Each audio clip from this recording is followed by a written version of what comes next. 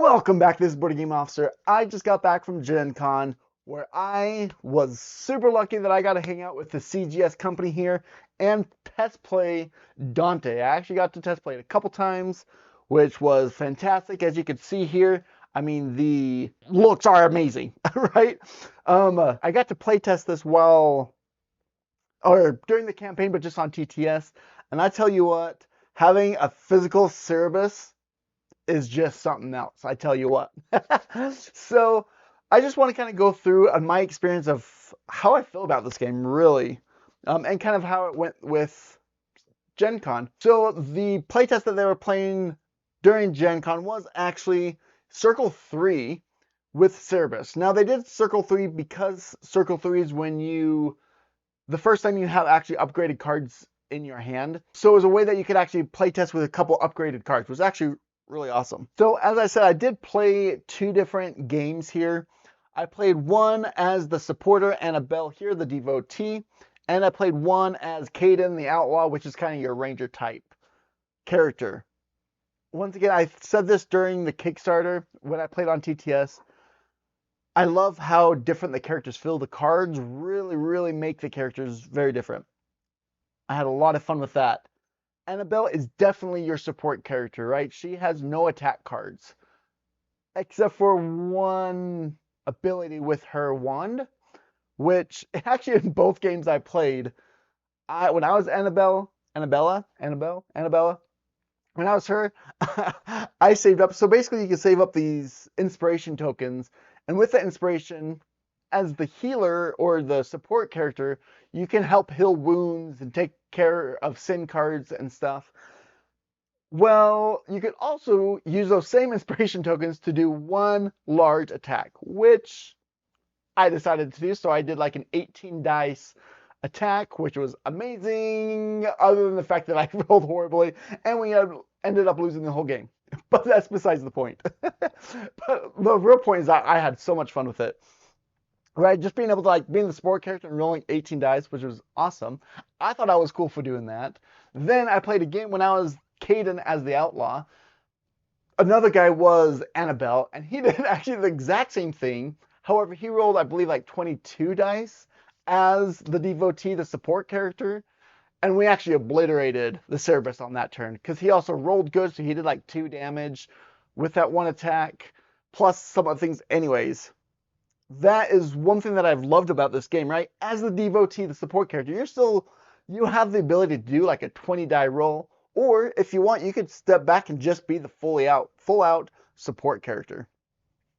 And so then the ranger, right? The ranger is going to have his ability to move around the board, and he benefits from going up higher.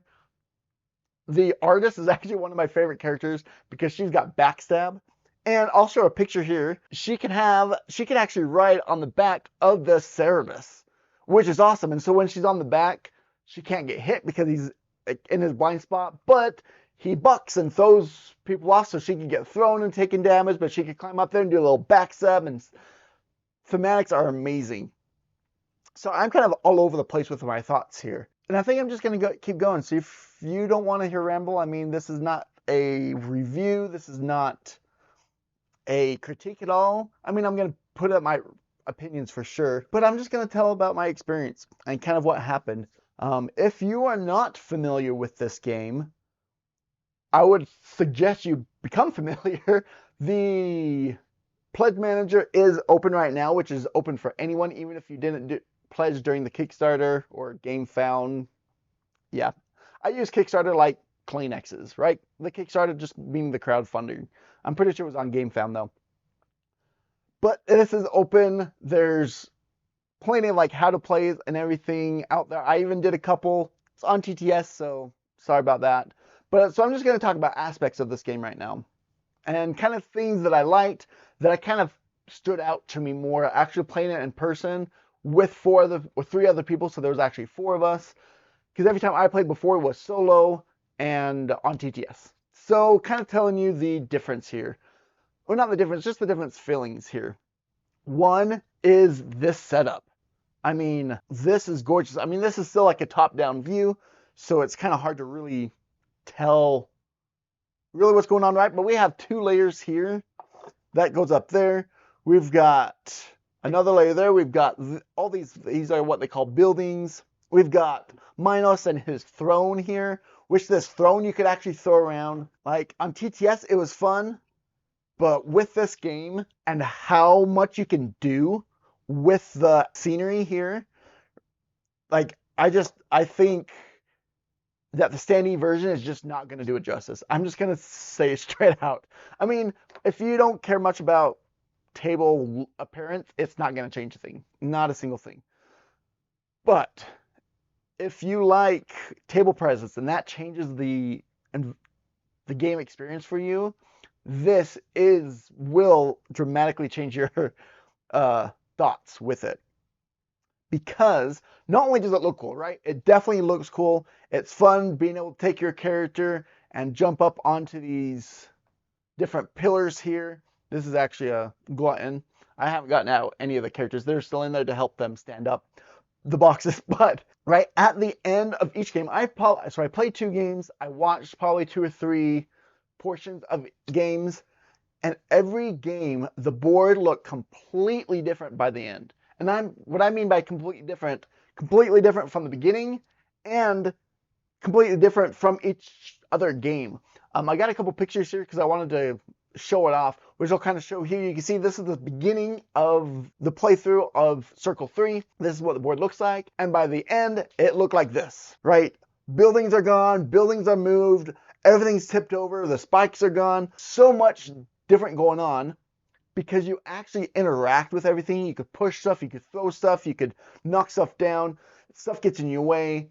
And so that's why I feel like this 3D stuff is really going to change your experience with this game because you interact with it so much. Anyways, that's my soapbox on this because, right, TTS, I thought it was cool. In person, moving this big old Cerebus around, being able to ride the back of it as the artist, being able to throw stuff around, move the whole board, knock it over. I just couldn't get over that. I think that's probably one of my favorite things about this whole game. I do want to do a big caveat.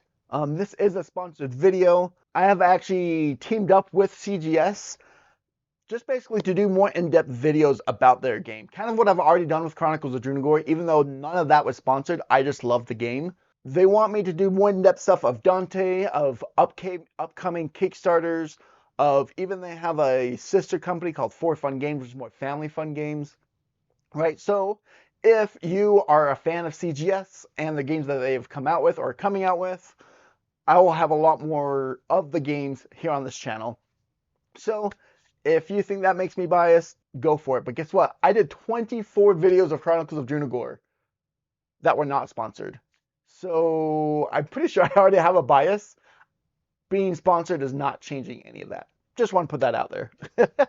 And anyways, so let's go back. The other thing that it was actually a plus and a negative. I feel like if you have a group that's very cohesive, meaning you all play the same strategy, you all understand how to play these more complex games, I think it's a huge positive. Which is, there's no real taking turns. It's a free-for-all. You can move, then I move, then you do action, then another action, then I do an action, then you do your last action, then someone else goes, right? It's kind of a free-for-all when it comes to actions. Which, once I said, if you have a good group that's cohesive and knows how to play these games, it's not bad. I think it's a huge positive because it puts a lot less downtime. However, in a place like GenCon, where, each time I was playing with 3 people that I had no idea that, I had just met them, it makes it awkward, right? Where you're like, oh, well, I guess I could do that. I don't know. Well, you can go, I don't know. Well, you can go, I guess. Well, I guess I can go real quick, right? There's that like awkward thing throughout the entire gameplay. Or, there was one time we had one guy where he just was quieter. And so he just kind of sat back the whole time. And then we had all done like 3 actions, 2 or 3 actions, and he hadn't even played one. He's like, oh yeah, I could go. And I'm like, oh yeah, like I had forgot that he didn't go just because he was kind of quiet. And I don't know, maybe he was planning everything. But, so that's why I say it's a plus and a negative, because it can really be, I don't know, just kind of awkward and weird if you don't have good cohesiveness of your group.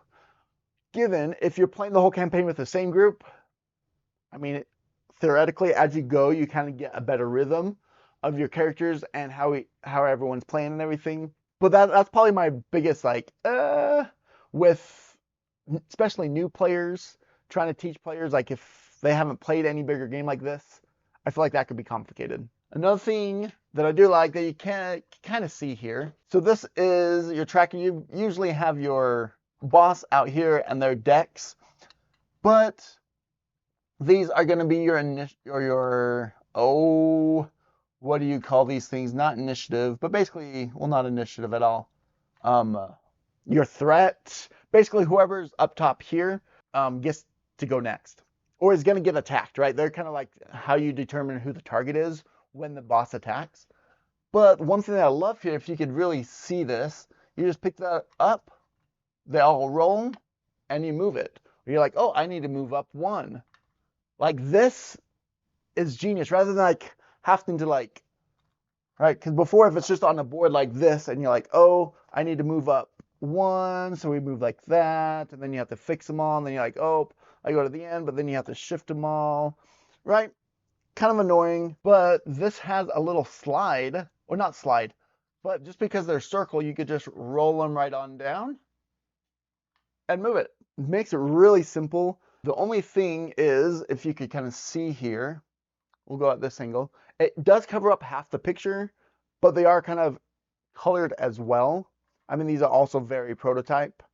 That's one thing for sure. All of this is prototype, especially the miniatures. The miniatures are definitely prototype. They are not high quality. But they did have a Cerebus at Gen Con that was closer to the end model, which looked so much better than this Cerebus. So I just want to point that out, that if you look closely at any of these miniatures or anything, not even close to final. And everything else in this is definitely prototype. So take that for what it is. This is the deluxe board, I believe. Same thing with this. Now this, once again, I love this because look at this. All of the tokens are right here. All of the tokens you need, because you're going to need these cards. You've got your Sin cards. You've got your Arcana cards. You've got, these are your Sin cards. Then you've got your damage cards. Yeah, your wounds. Right, so you need this out anyways. So being able to have all the tokens you need right here. You got your findings deck, which is basically your loot. So I think they did this stuff very, very well. And that's still prototype, I believe, because it looks very 3D printed instead of actually, I don't know, whatever they do before. But, so I'm excited about those. I think that's going to be awesome. And the next thing that I absolutely love is the dice rolling, right? This was not a good roll. Look at all those misses there. Right, but I'm a dice roller. I am a dice roller. If you watched, I just did an unboxing of Hellbringer, which is another dice roller. Like, you give me dice to roll, I'm gonna like the game. I'm super excited for Hellbringer too. But dice, yep, I'm just a fan. If you give me dice to roll, I like it. One thing, I think it probably just depends on the character you play. I'll have to play it a little bit more to really get an answer. But one thing that I wish there was a little bit more re-rolling in this game. Because I do love rolling dice. I don't know. There's just something satisfying about rolling dice. But I like dice mitigation. I love being able to like roll. So it's luck, but you can adjust your luck a little bit. And I like that aspect. Wish there might be more re-rolling. I don't know which character it is. I think is it Gatissa? Or someone's got an ability that they could pay two to re-roll or something, right? So there's some out there, but I wish there was a little bit more just because I like dice mitigation. That's probably one of my biggest gripes with this is I just want a little bit more dice mitigation. But the odds here on this dice are actually pretty fair. You've got 2 1s, 2 2s, and 2 misses. So they're actually pretty fair for odds. So I do like the odds on it and everything. Right? It's not like you're gonna roll a lot of misses or anything. or like you're barely ever going to get those 2 hits. So I do like that aspect of it at least, but I do wish there was more dice mitigation. Another thing that I did enjoy is, so like I said, I played Minos on TTS. I played Cerberus a couple times at GenCon. They felt very different, right? Cerberus was destroying everything. Anytime he would move, he would just destroy everything in his pathway. Where Minos was moving around and he would actually, a couple of his abilities, he would pick up and huck your character. So you would literally, he would pick you up and you would be thrown all the way to the other side of the board, right? Like thematics of this game are amazing. I love that. And everything was so different. And you could really tell, which I like this aspect for being a little bit more tactical, is they kind of had their own method of activating, right? You had some that were a little bit different, but like Cerberus moved straight. Like that's basically what he did. He just charged every time. He did have a couple cards that he would charge, turn, and then charge again. So you could be thrown off guard, but you could get out of line, like, right? You could actually tactically plan around because you knew how he activated, right? Kind of reminded me of, pretty much any video game, right? Of the boss fight. Once you get to know their pattern, and that's how you strategize to kill them. Kind of the same idea, but every once in a while, he's going to throw a curveball on you. Anyways, I actually really enjoyed that. I talked about that with him a little bit too, how I really enjoyed that part. As you can see here, I don't know if you could tell, but these are the 3 circles. These are the boxes that have all their components in each of them. I've only played 1 and 3. However, I do have the box for 2. I am going to show everything that I can. Anything that CGS will let me show you guys, I'm going to show you, right? I want to do a playthrough of everything. I want to go through the characters so you guys can really understand the difference of the characters and how they kind of level up with their level 2 cards, because that's all we have right now. Out of the 9 circles and 3 circles, right? I want to dive into this game and really show you guys everything about it. That was another thing that, I don't know. I don't know how I feel about it. I think it's a good thing, but I don't know. It's not like oh, I love this, but I understand it and I think it's a good mechanic.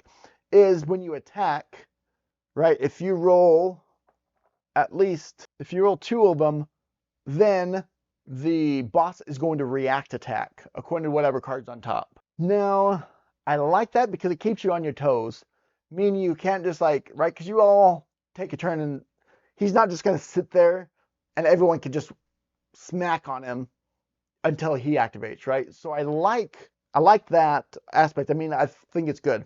However, the part that I'm I don't think the mechanics should change because like I said, I think it would be too easy just to smack on him.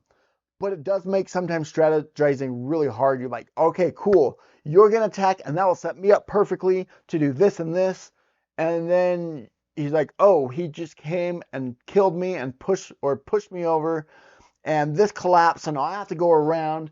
And so it kind of can mess with your plan. But I know that's the intent. I understand that's the intent. I know, just a mechanic, I guess.